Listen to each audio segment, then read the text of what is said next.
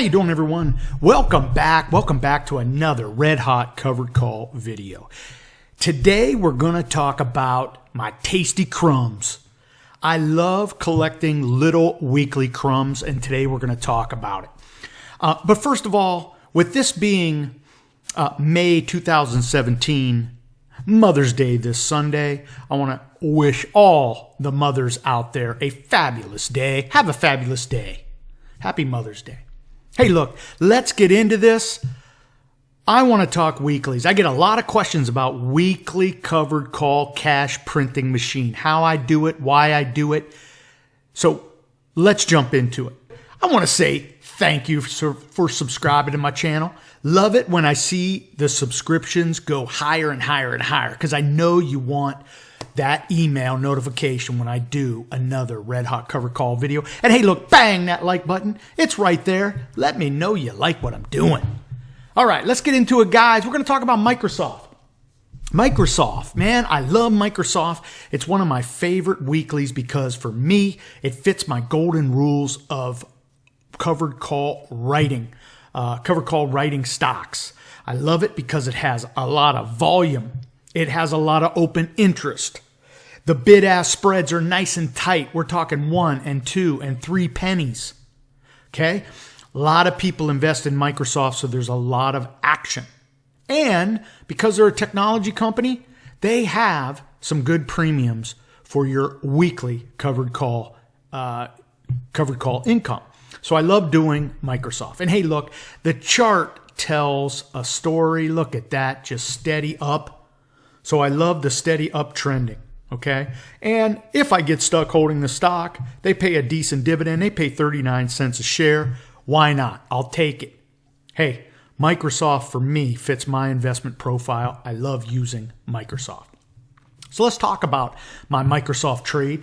Now, I'm going to be jumping around here because I have multiple slides up, but what you need to know is that, to have weeklies, to do weeklies, one, the stock has to do weeklies.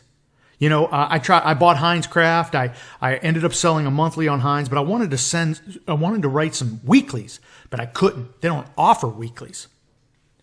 Microsoft does. Nike does. Disney does. So for me, I have my stable of companies that I use, and I just use them over and over and over again. I was listening to a video where this guy was selling a service. And what he kept saying in the service was every single time he would hit a high note on the presentation, he would always come back and say, stock picking is the most important thing. And he really laid it out there like you needed his service. And what I've come to find out is if you just keep it simple, man, just keep it simple, okay? It is not rocket science. Find your great companies, great stocks, and you'll be just fine. It's not like trying to find, a needle in a haystack, okay, and you need somebody's help. So just keep that in mind. So let's jump over here to my slide presentation. Now, let's go ahead and get past that. Let's talk about this Microsoft trade so you can get a feel for it, okay? So when I made this trade, you could see on May 9th. So for me, this was a nice little 10-day trade, basically 9-day trade. It expires on May 19th. Okay. I was going to get 49 cents for 5 call options, and it's a $69.50 strike. Now I bought the shares at that moment for $69. So for me, this represented a nice 1.2%. And if I'm getting that every 2 weeks, extrapolate that out 52 weeks a year, divided by 2, we get 25 weeks a year. You could see that's some good money. Okay? That's plus 30% on an annualized basis, cash on cash. So for me, this was a great trade. This is my tasty crumbs I always talk about. I'm going to pick up that tasty crumb and I'm going to do it on 1 and 2 and 3 stocks per week. Then I got my 3 and 4 stocks I'm going to do my monthlies on. So I have this residual income coming all around. Okay? Then check this out. And this was actually a surprise. Microsoft's ex-dividend date is the 16th, this coming Tuesday. So I'm going to be holding the stock through the 16th. So I'll collect the dividend. Whether I hold the shares on the after the 19th or not, I was on record. I get the dividend. This is fabulous. So my 49-cent premium goes to above 80 cents. So this trade ends up turning out to be even better. Now, interesting. If somebody wants my shares, they could have my shares assigned because the numbers are right, the numbers work for them, and they want to collect that dividend. So they would actually assign my shares, take my shares away. I still keep my premium.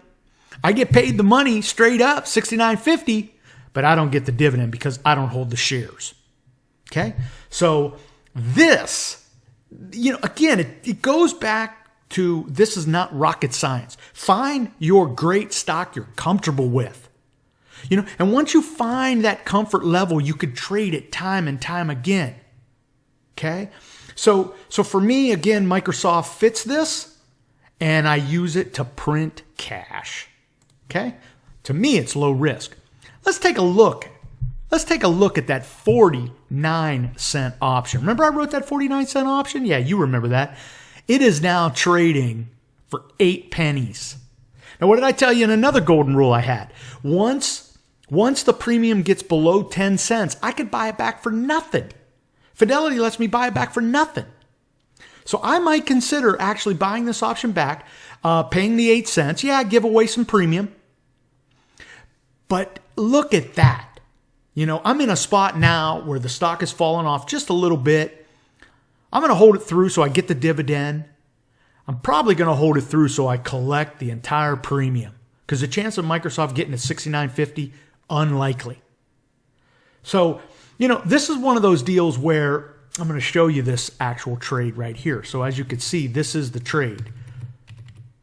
So you could see that was a nice 1.4% ROE. That's before the dividend.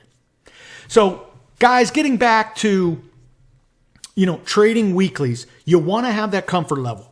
Pick a great stock that does weeklies, has a lot of volume, right? A lot of open interest, and the bid-ask spread is nice and tight. 1 penny, 2 pennies, a lot of volume.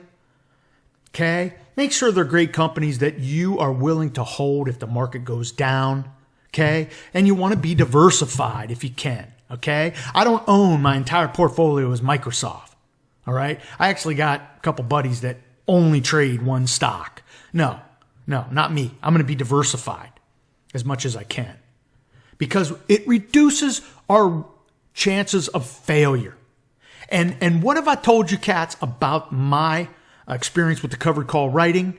It has been win after win, green trade after green trade. I was telling you, I was watching that video where that guy is talking about his service and he's talking about weeklies and he's talking about generating all this money.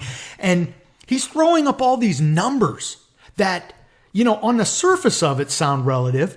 Oh, for this many years, I had this percentage of trade, this, that, and the other. And I really sat there and I thought about this. If I got on this microphone and started talking to you guys about all the green trades I have, is that even relevant to you learning? What's relevant for you and me is right here, right now. And learning about, can I make the next great green trade? And that's what I hope you get from what I'm showing you. Okay? That we can keep this simple. Doesn't have to be rocket science. We don't have to pay $50 and $100 a month for somebody to give us their opinion. We can do this. But you have to get your financial education. Got to feel comfortable, right? And with that, we do not extend ourselves, right? We don't overreach for that huge chunk of premium, right, that others talk about. No way, man. We want to keep it to Tasty-Krums. Love my Tasty-Krums. Hey, look, guys. This was a quick one. Again, I hope to do another video this weekend, so be looking for the channel. And if you're not subscribed to the channel, you want to do that because you will get an email notification the next time I do a red hot covered call video. Hey, look, until next time, I hope all your covered calls are profitable. see is signs, all I see is dollar signs.